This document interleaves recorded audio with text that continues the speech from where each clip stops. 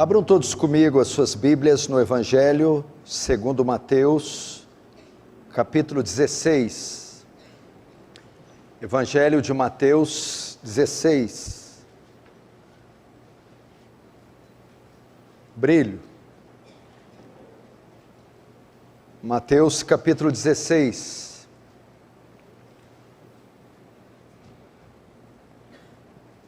Vamos ver o que diz a palavra do Senhor aqui.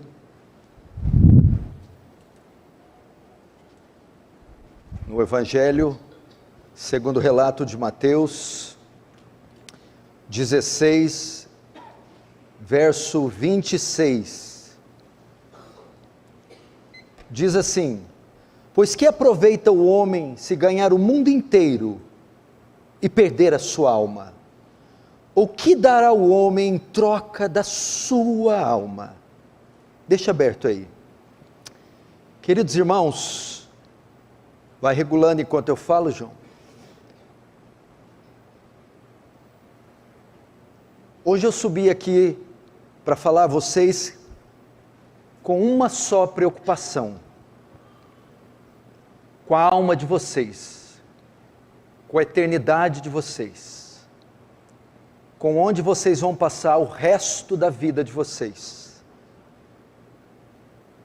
O texto de Jesus é muito claro, muito enfático e muito confrontador.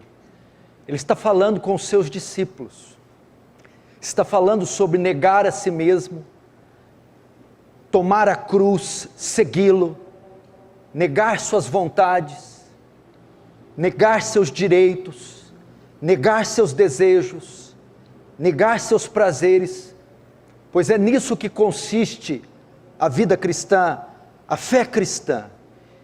Ele diz que quem ganhar a sua vida, perdê-la, e quem por amor dele perder a sua vida, acha-la. E ele vai dizer para eles, ele vai usar um argumento, para aqueles que não estão convencidos de deixar tudo. Ele vai dizer: mas que adianta o homem ganhar o mundo inteiro e perder a sua alma? O que adianta ele ter sucesso aqui, ter fama aqui, ele conquistar tudo que ele deseja aqui, ele ter toda a beleza que ele deseja, todo o dinheiro, experimentar todo tipo de prazer, satisfazer todos os seus desejos, e no final da vida perder a sua alma, ou seja, ser condenado? Estamos vivendo em um mundo, em um tempo, em que as pessoas estão trabalhando de dia e de noite para ganhar o mundo, para conquistar o mundo. Vivemos um tempo de um descontentamento enorme. As pessoas não estão satisfeitas com nada. Elas querem sempre o melhor carro, a melhor casa, o melhor corpo, o melhor marido, a melhor esposa, a melhor viagem. Querem satisfazer seus desejos a qualquer custo. Querem ganhar o mundo, mas não sabem que estão perdendo as suas almas, que as suas almas estão perdidas, que elas estão condenadas. E o que me espanta é que elas não estão preocupadas com isso. É como se estivessem caminhando para um abismo com olhos vendados, sem saber para onde estão indo. E mal sabem elas que vão cair num precipício. Sem fim. Que adianta ganhar o mundo inteiro? Michael Jackson ganhou o mundo inteiro e perdeu a sua alma. Elvis Presley ganhou o mundo inteiro e perdeu a sua alma. Tantos outros artistas, modelos,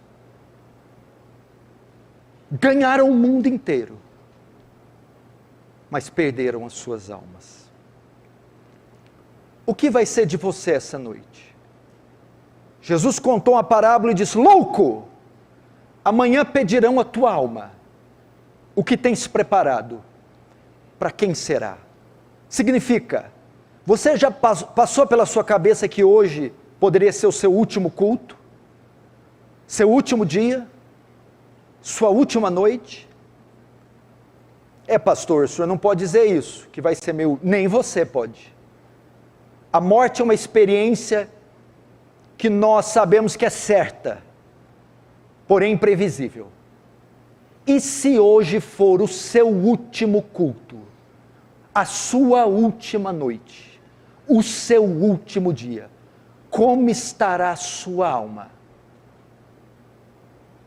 Em Amós está escrito: prepara-te, ó Israel, para encontrar com o teu Senhor. Você está preparado para encontrar com o teu Senhor? Você está preparado para se colocar de pé diante daquele tribunal e dar conta das suas obras? O que será de você se Ele te chamar essa noite? Você deveria estar preocupado com isso. Você tem uma vida só.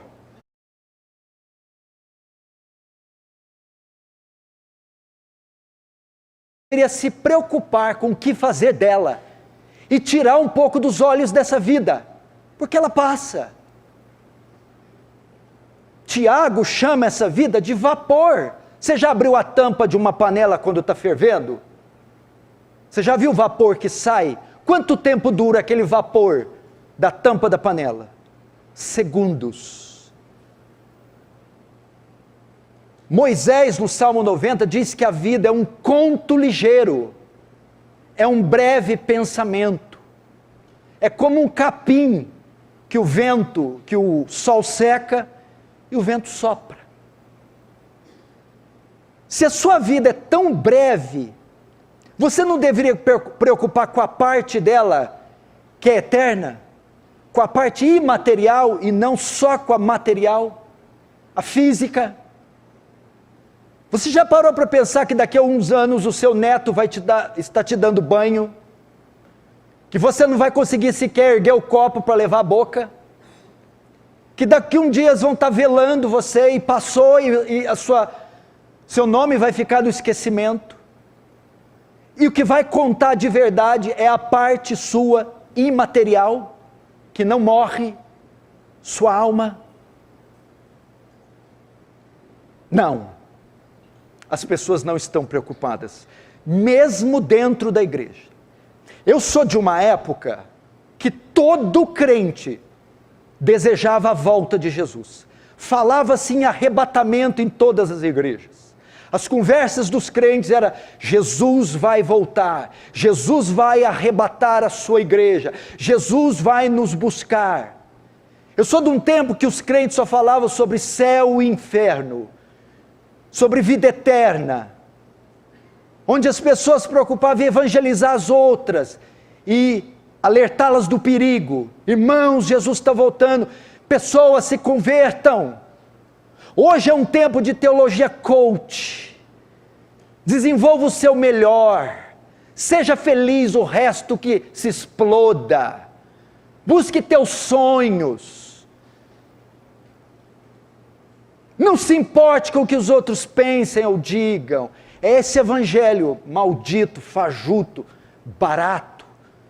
E as pessoas esqueceram da mente, o senso da eternidade saiu da mente delas.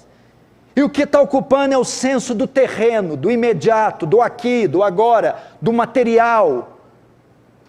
É o imediatismo, é o prazer a qualquer custo, é o hedonismo. O prazer por uma picada na veia, o prazer por uma pedra de crack, o prazer por um cigarro de maconha, o prazer pelo orgasmo imediato, pelo sexo, pelo casamento, divórcio, segundo, terceiro, quarto, quinto, pelo carro, a troca, beleza? A mudança cirúrgica, estética. É isso que se ensina, que se prega, e isso é a expectativa dos crentes atuais. Mas eu entrava em casa de cristãos na década de 90, 80, e via-se quadros com versículos. Quadro dos dois caminhos, a porta larga e estreita, quadros da Arca de Noé, hinos eram cantados em disco de vinil, hinos antigos, bíblicos. As irmãs oravam antes da refeição, liam textos, tinham temor, e todos esperavam a volta de Jesus e a salvação. Conheci um homem que na sua radicalidade dormia de social, com camisa de botão, abotoada até nas mangas. E eu perguntei, senhor Bento, por que o senhor dorme assim? E eu tinha 13 anos, ele disse, se Jesus voltar, como é que eu vou me apresentar a ele? Claro que ele não tinha uma noção de como ele ia se apresentar, mas ele está mostrando com isso reverência. Hoje, você está preocupado com isso? Com o que Jesus disse? O que aproveita o homem ganhar o mundo inteiro e perder a sua alma? Ou ele pior, ele diz, o que dará o homem em troca da sua alma? Você esqueceu dos sinais? Você não está vendo a mudança desse mundo? Eu estou convencido que Jesus está voltando. Eu estou convencido que o mundo está passando por mudanças que não voltarão mais, e que isso são sinais das profecias. Jesus está voltando mais rápido do que você imagina. Essa presente era vai terminar. Os sinais estão todos aí, você está assistindo eles, e eles estão acontecendo com uma velocidade espantosa, na natureza, na política, na religião, na economia. Todos os sinais previstos em Daniel, em Isaías, em Mateus, em Tessalonicenses, em Apocalipse. E o que tem a ver Jesus voltar? A volta de Jesus é a redenção das coisas, juízo para os ímpios, redenção dos justos, a consumação dos séculos. O que vai adiantar todo esse tempo gasto nisso que você está gastando, quando Jesus voltar? O que vai adiantar o seu coração estar aplicado onde está aplicado dessa forma, se Jesus está às vésperas? Seria tolice, não seria tolice, alguém gastar o seu dinheiro comprando um Cadillac, sabendo que daqui 20 horas viria um dilúvio varrendo a terra. Ele deveria estar preocupado em subir numa montanha alta, comprar um colete, ou se tivesse a arca na época de Noé, entrar na arca. Pois os irmãos estão assim, os primeiros pingos do dilúvio começam a cair, e eles estão na praia jogando frescobol, mal sabem que uma onda de 200 pés está vindo, e vai devastar todos que estão na praia. Quando fizeram o anúncio da pandemia do coronavírus, o que as pessoas fizeram?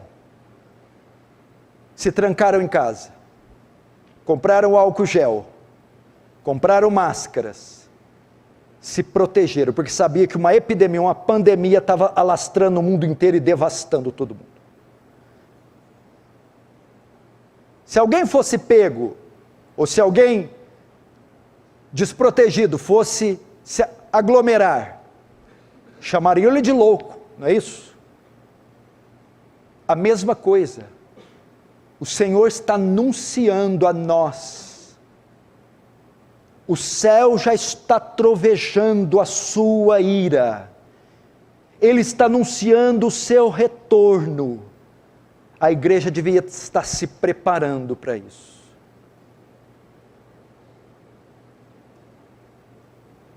Não seria tolice gastar seu dinheiro, seu corpo, seu tempo, suas convicções, seus talentos, seus dons, com aquilo que não vai refletir na eternidade, se ela está a um passo de nos alcançar? Como está a sua vida?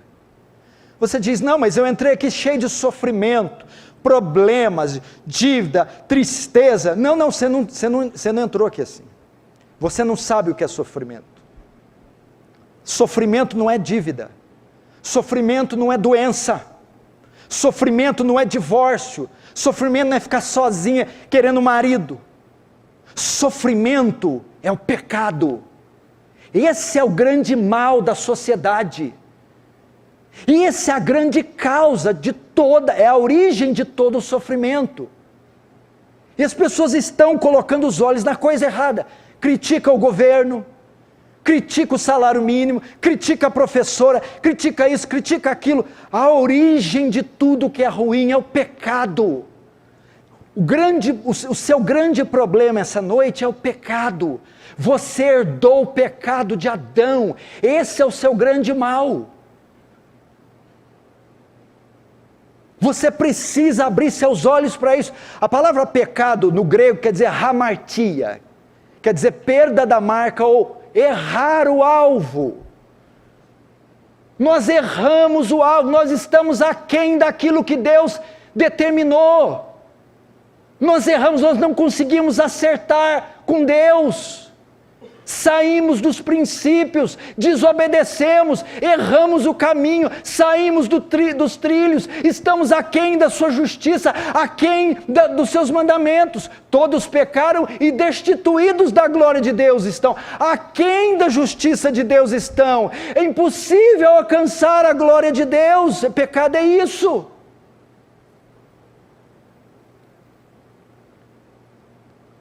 Nós erramos o caminho. Erramos o alvo, falhamos em cumprir sua lei, em obedecê-lo, em andar debaixo do seu elevado padrão. E quais as consequências do pecado? Romanos 6, 23, porque o salário do pecado é a morte, haverá punição severa para o pecador. Hebreus 2 diz que toda transgressão recebeu justo castigo. A Bíblia diz em Êxodo 34 que ele não tem o inocente, o culpado por inocente. Que do céu manifesta sua ira contra a impiedade dos homens. E esse é o nosso problema, é o pecado. Ele nos afastou de Deus. E por que o pecado é tão grave? Por causa da sua santidade. Deus não é como nós, Salmo 50. Deus é santo. Santidade fala de duas coisas. Primeiro, da impecabilidade de Deus. Não há mancha em Deus, não há erro em Deus. Deus é puro, intensamente puro, livre de mancha, mácula, iniquidade ou pecado.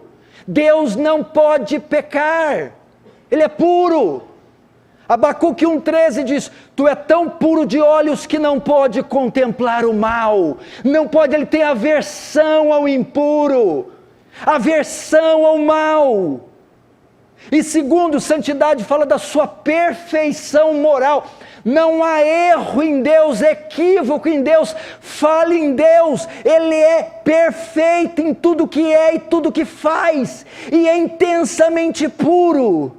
E uma terceira coisa, a santidade, ele é distinto na categoria dele, só existe ele.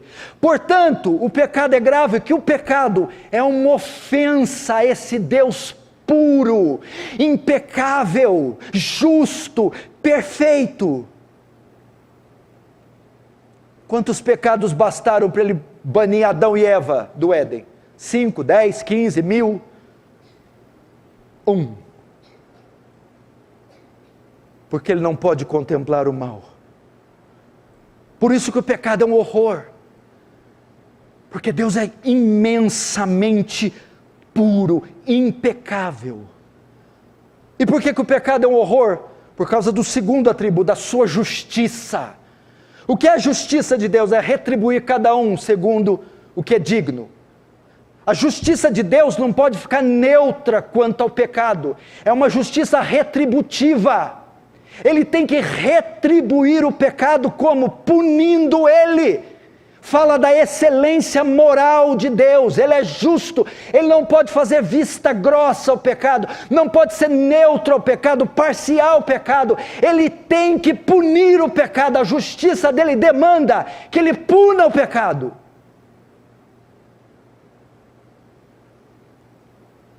Ela não é neutra, Ela não é como a nossa Suprema Corte. Ela é digna da mais alta honra. Por isso ele tem que punir. E quem ele vai punir? Romanos 3, 23. Todos pecaram. Todos. Todos inclui quem? Eu. Você. Todos os homens. Esse dia está chegando. De Deus requerer contas de cada pecado praticado pelo corpo. Seremos julgados por ações, palavras, pensamentos e omissões. O que você fez, o que você falou, o que você pensou e o que você deixou de fazer. O julgamento vai passar por essas 4 fases. Você já parou para pensar? Existe um livro, Malaquias 3 diz, que chama livro memorial. Ele vai ser aberto no dia do juízo. É o livro dos registros de Deus. Toda a nossa vida vai estar registrada. Nossos atos, palavras, pensamentos, omissões. Esses livros vão se abrir e vão ser escancarados diante do tribunal. As nossas obras ocultas serão todas reveladas. Ninguém vai poder esconder nada do justo juiz. Porque a Bíblia diz que todas as coisas estão nuas e patentes diante daquele que temos que tratar. Nada está oculto a Deus. E estes livros dos registros serão todos abertos e folheados naquele dia. Se nós não chegarmos naquele tribunal com o nosso advogado de defesa, seremos condenados.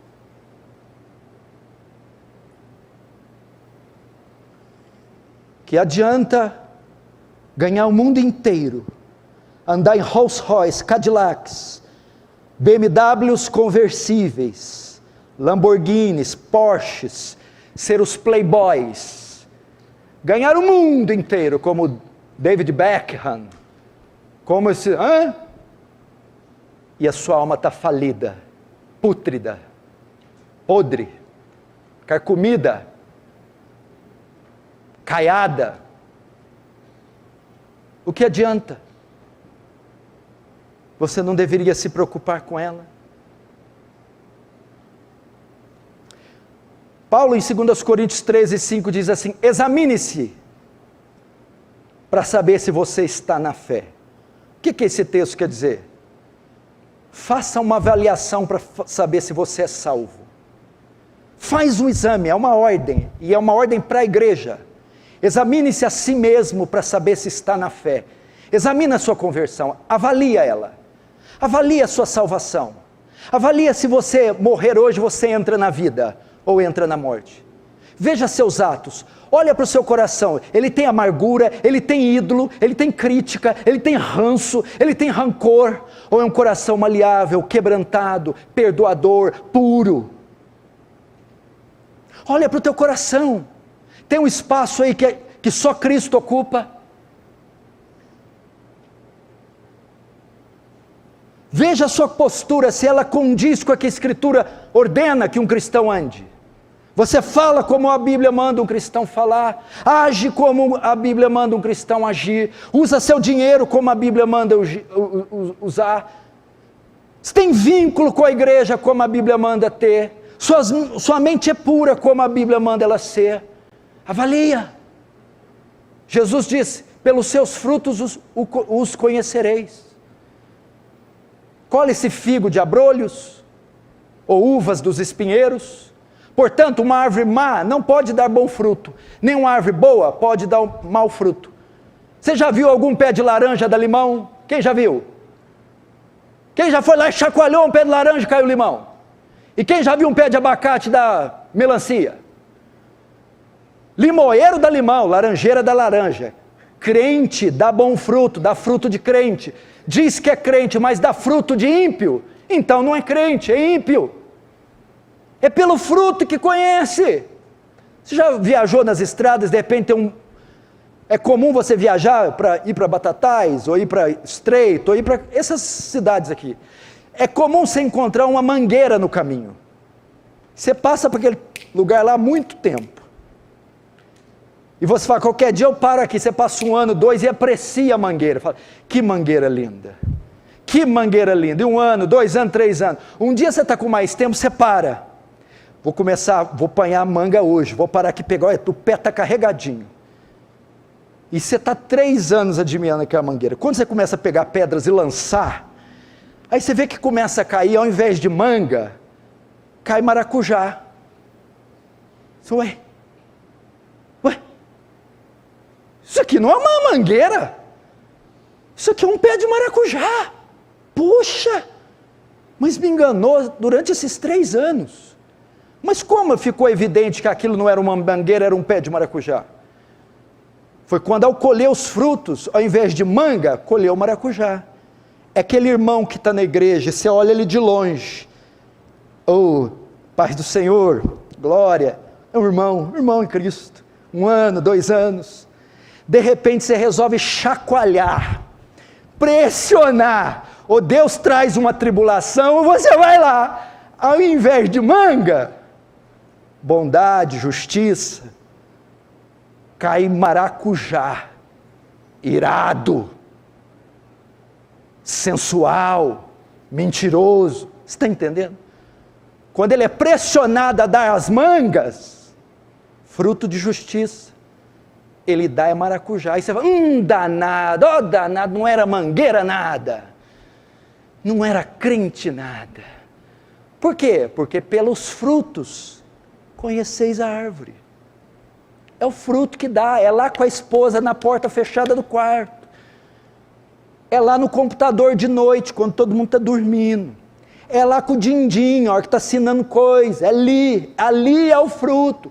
É a hora que está passando uma mulher na rua, seminua, é quando olha para o coração, o que guarda aqui dentro, é pelo fruto, não é o quanto congrega.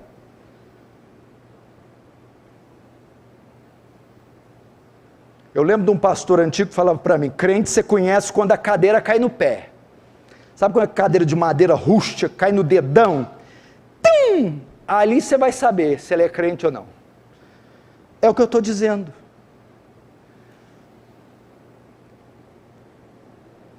Valia a sua vida. Eu vou ajudar você, essa mensagem ficar mais confortável. Talvez não era a mensagem que você queria ouvir, talvez você está irritado. Se eu estivesse falando da cor do seu carro, eu daria razão para você. Se eu estivesse falando do babadinho do seu vestido, que você vai decidir que cor que é, se é de linho, se é de seda, você tinha razão. Se fosse do financiamento da casa, tudo bem. Mas eu não estou tratando disso. Eu estou tratando da coisa mais valiosa que você tem. Sua alma. E essa vai passar a eternidade, ou no céu, ou no inferno. E pode ser hoje. Não convém então levar a sério essa mensagem? A coisa mais importante que você tem, sua alma. Meu Deus, a sua alma. E ela só tem 2 destinos: a condenação eterna ou a vida eterna. Você precisa parar, desliga os celulares, deixa de olhar no relógio, cancela todos os compromissos e trate da coisa mais importante que você tem. Sua alma. Ou não é? Ou eu fiquei doido? Será que eu estou louco? Será que nós só somos corpo? Morreu, acabou. Paulo diz, se não há ressurreição, comemos e bebamos, que amanhã morreremos.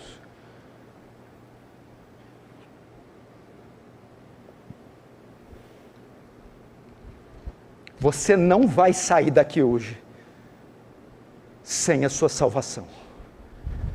Eu sei que tem gente sentada aqui que não é salva. É claro que não é.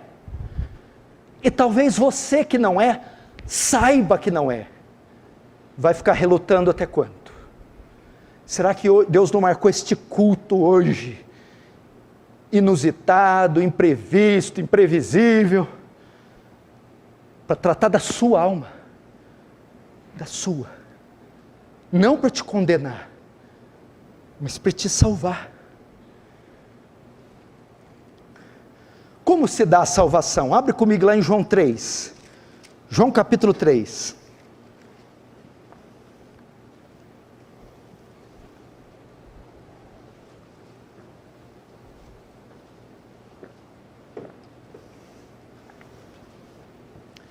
Verso 16, diz assim: porque Deus amou o mundo de tal maneira, que deu seu Filho unigênito, para que todo o que nele crê não pereça, mas tenha a vida eterna. Lutero chamou João 3,16 de mini evangelho. Todo o evangelho está contido nesse versículo. Pastor, como um homem pode ser salvo? O Senhor mostrou a enfermidade, agora mostra a cura. Eu mostrei a doença, agora eu quero mostrar o remédio. Tem alguém dentre nós aqui que está interessado em sua alma?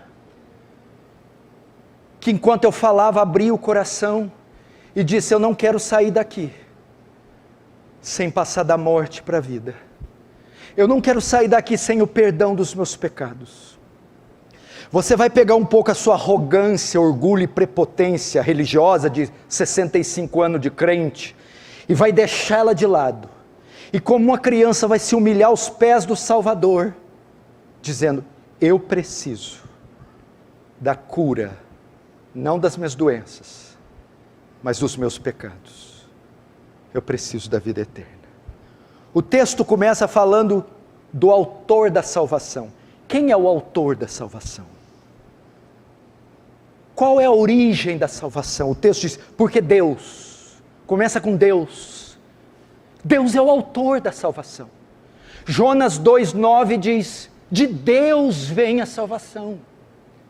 É um presente de Deus. É uma obra voluntária de Deus. É Deus quem salva. Isso não está no nosso poder. Não está nas nossas mãos, isso não é terreno, é divino, não é humano, é sobre-humano, é uma obra que compete só a Deus, e Deus quis salvar, vim dele. Agora, qual a razão da salvação?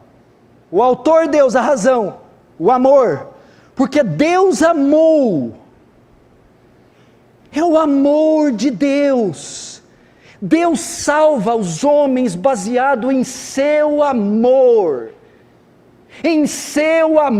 por nós. O que motivou Deus a salvar o homem, ou o que motiva Deus salvar um pecador, é o seu amor que Ele tem pelo pecador.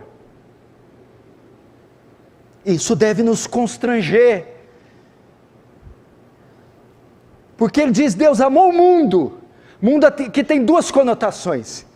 Primeiro, o mundo fala do sistema. Por que para salvar ele teve que amar? Porque mundo não fala de pessoas boas, fala de pessoas más. Ele não salvou anjinhos, ele salvou víboras, facínoras, homens maus como eu e você. Paulo diz que pode até ser que alguém morra por alguém bom, mas Jesus morreu por maus. Ele amou gente má, Ele amou pessoas ruins, Ele amou pecadores, e a base da salvação é o seu amor. Terceiro, qual a extensão dessa salvação, ou desse amor? Amou o mundo. Mundo aqui fala de pessoas de todas as épocas, pessoas de todas as raças, pessoas de todas as idades. Deus amou gente na África, amou gente na Índia, amou gente no Brasil, amou crianças, amou velhos, negros, brancos, ricos e pobres. A salvação alcança todos os continentes, todas as eras, todos os povos e pessoas de todos os estratos sociais. Agora veja a intensidade desse amor, porque Deus amou o mundo de tal maneira. Irmãos, a salvação não é baseada em qualquer amor, é um amor assim que transcende a nossa compreensão. Quando ele fala Deus amou o mundo de tal maneira, a ideia é que ele amou incondicionalmente. Ele não amou pessoas boas, ele não amou com base nas condições que reuníamos, ele amou com base, meu irmão, nos pecados que reuníamos. É incondicional. E eu estou dizendo isso para você, pecador, se render ao amor de Deus. É um amor que não levou em vista a sua maldade. É um amor, meu irmão, que não levou em conta a sua injustiça. É um amor que, apesar da sua injustiça, não te rejeitou, não te ignorou, amou a si mesmo. Ele amou aqueles que erraram o alvo, aqueles que saíram do caminho, aqueles que estiveram abaixo, aquém do seu padrão, Ele os amou. Amou de tal maneira, transcende a nossa compreensão. Agora, o objeto da salvação, que deu seu Filho unigênito. O que é isso aqui? Para nós sermos salvos, teve que haver uma troca.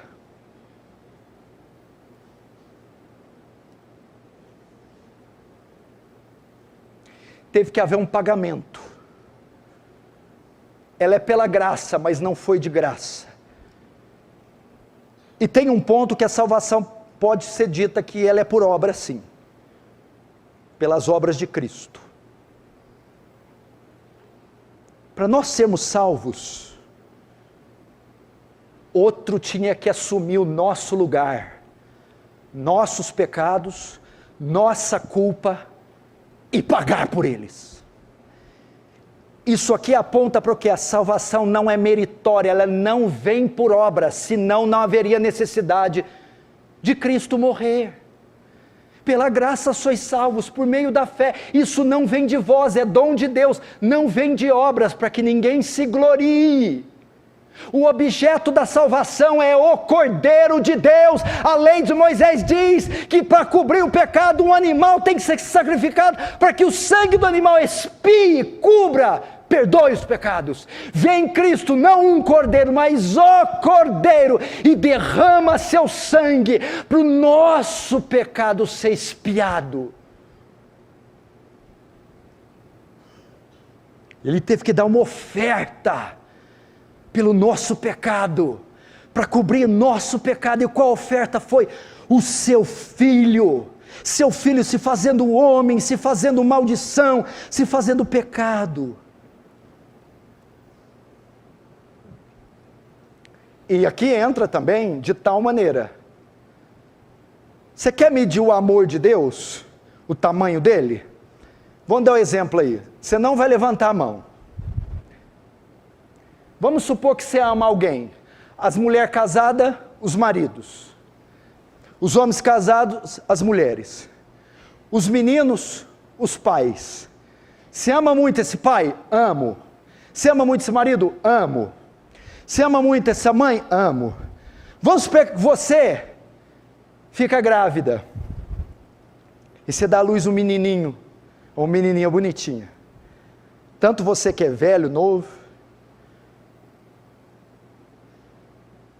Você ama tanto esse pai, esse marido, que para ajudar ele, você pega esse bebê de 3 meses e sacrifica ele.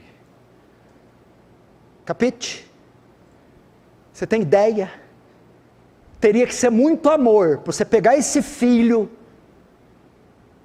seu, inocente, puro, de 3, 5 meses, 2 anos, e a única maneira de você salvar esse pai, esse marido, essa mulher, é entregando a vida desse bebê. E você ama tanto esse homem, essa mulher, esse filho, que você entrega. Deu para entender? Foi isso que Deus fez. Pegou o seu filho único. O amor foi tamanho por esses pecadores, que Ele ofertou o seu filho, deu Ele para ser sacrificado. Tem ideia? É pouco amor isso? É pouco amor? E detalhe, você daria esse bebê para um homem que te ama, teu marido, teu filho, tua mulher. Deus deu seu filho, não foi para alguém que o amava, foi para alguém que o odiava, eu e você. Não foi para amigos, foi para inimigos, tornando o amor maior ainda. Foi nessa proporção que Ele amou. Agora a condição da salvação, para que todo aquele que nele crê, Deus amou o mundo de tal maneira, que deu seu Filho unigênito. A origem da salvação, Deus; a causa da salvação, o amor; a extensão da salvação, o mundo; o objeto da salvação, o Filho; a intensidade da salvação, de tal maneira; a condição, todo aquele que nele crê. A fé é o braço que recebe o presente de Deus, salvação. A fé é a ferramenta que se apropria da obra gratuita. Pela graça sois salvos, salvação pela graça, por meio da fé. A fé é o braço que estende a Deus e diz: me dê a salvação, me dê. Qual é a condição? Você tem que crer, meu irmão. Você precisa crer, meu irmão. Você que está hoje aqui é chamado a crer, meu irmão. Você que está morto em pecados, você que está desviado, você que está fazendo tudo errado às escondidas, Deus está te chamando para crer. Creia, meu irmão. Há uma diferença que talvez você nunca aprendeu o que é fé salvadora. Existem 2 fés na Bíblia. A fé não é a mesma. A fé que você conhece é essa fé aí do R.R. Soares. A fé para curar caroço, a fé para ter casa. Não é essa fé. Ah, eu creio, vai dar certo. Não é essa esperança positiva.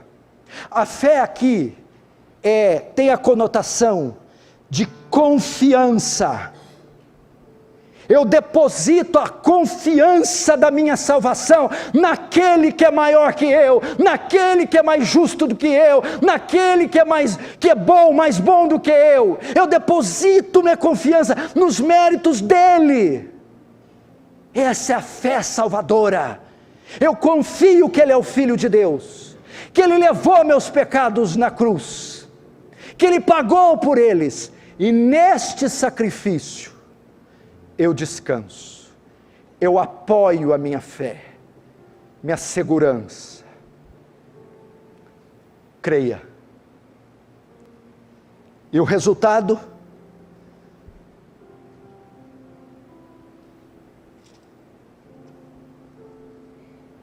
Para aquele que nele crê, não pereça, mas tenha a vida eterna.